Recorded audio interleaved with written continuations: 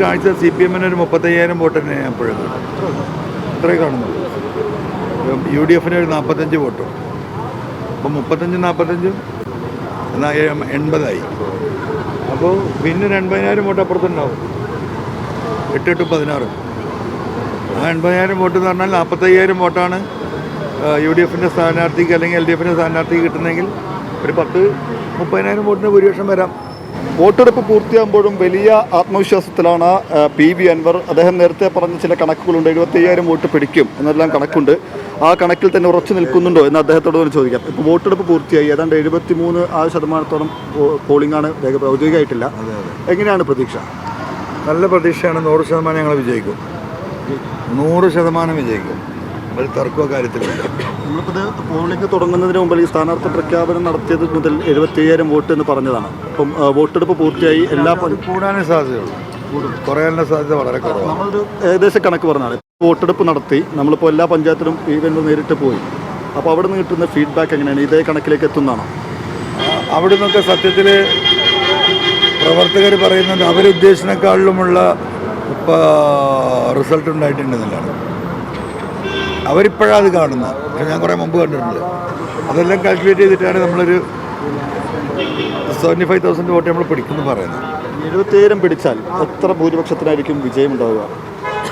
75,000 പിടിച്ചാൽ ഇപ്പോൾ നമ്മൾ 70% പോളിംഗ് എന്ന് പറഞ്ഞാൽ 70, 140, 3721, 161.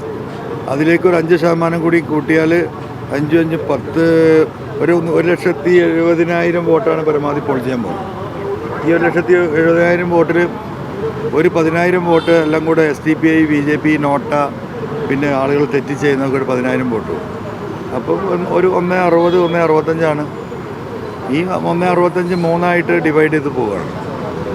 അപ്പോൾ ഞാൻ കാണുന്നൊരു കാഴ്ച CPM-ന് ഒരു 35,000 വോട്ട് തന്നെ ഞാൻ എപ്പോഴും ഇത്രേ കാണുന്നുള്ളൂ. UDF-ന് ഒരു 45 വോട്ടും. അപ്പോൾ 35-45 എന്നാൽ 80ആയി. അപ്പോൾ പിന്നെ 80,000 വോട്ട് അപ്പുറത്തുണ്ടാവും. 8-8-16.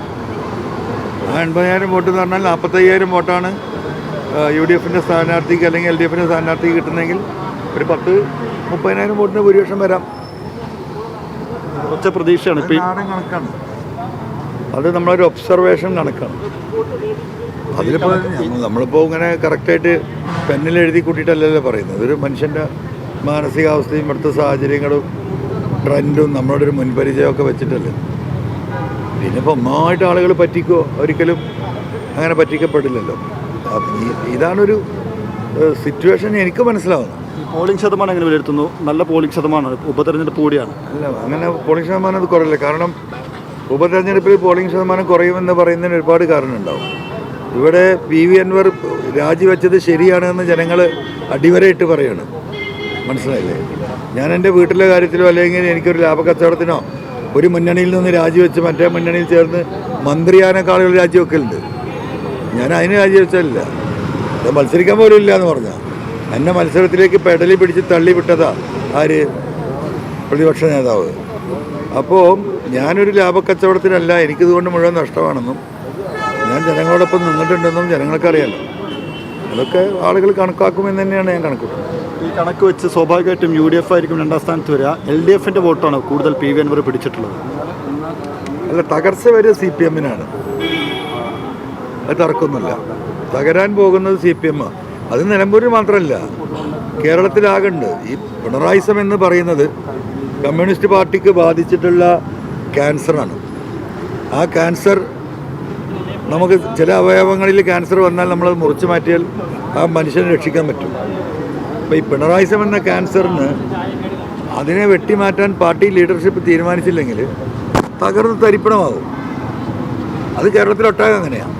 പക്ഷെ അത് കാണാൻ ഈ പറയുന്ന UDF-ൻ്റെ ചില നേതാക്കന്മാർക്ക് അവർക്ക് ശേഷിയില്ലാതെ പോയി. മനസ്സിലായോ? പൊളിറ്റിക്സ് അനലൈസ് ചെയ്യാനുള്ളൊരു ശേഷി വേണം. ആ പൊളിറ്റിക്സ് അനലൈസ് ചെയ്യാനുള്ള ശേഷിയില്ലാത്തവർ ആരെങ്കിലും അത് പറഞ്ഞു കൊടുക്കുമ്പോൾ അതിനെക്കുറിച്ച് മനസ്സിലാക്കണം. അതുണ്ടായില്ല. ഞാൻ ഞാൻ ഞാൻ ഞാൻ ഞാൻ ഞാൻ എന്ന് പറഞ്ഞാൽ അത് വീട്ടിൽ പോയി പറഞ്ഞാൽ മതി. ജനങ്ങളെ ആക്സെപ്റ്റ് ചെയ്യില്ല. അതുകൊണ്ടാണ് ഹിറ്റ്ലറും മുസോളിനിയൊക്കെ ഞാൻ പറയുന്നത് പരാജയപ്പെടുക. ഒരു അഹങ്കാരികളെയും ഒരു പരിധിക്കപ്പുറം ജനം വിടില്ല. അഹങ്കാരം ആർക്കും നല്ലതല്ല. താഴ്ന്ന നിലത്തെ നീര് ഓടുകയുള്ളൂ. അത് ഇനിയും മനസ്സിലാക്കാൻ സമയമുണ്ട്. മനസ്സിലാക്കിയ എല്ലാവർക്കും നല്ലതാണ്.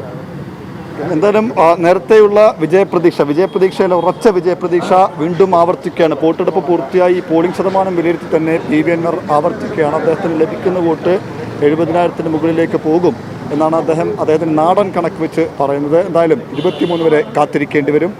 കണ്ണൻ തിരുമലയ്ക്കൊപ്പം ഷബീർ അമർ, ടീം മീഡിയ, നിലമ്പൂർ.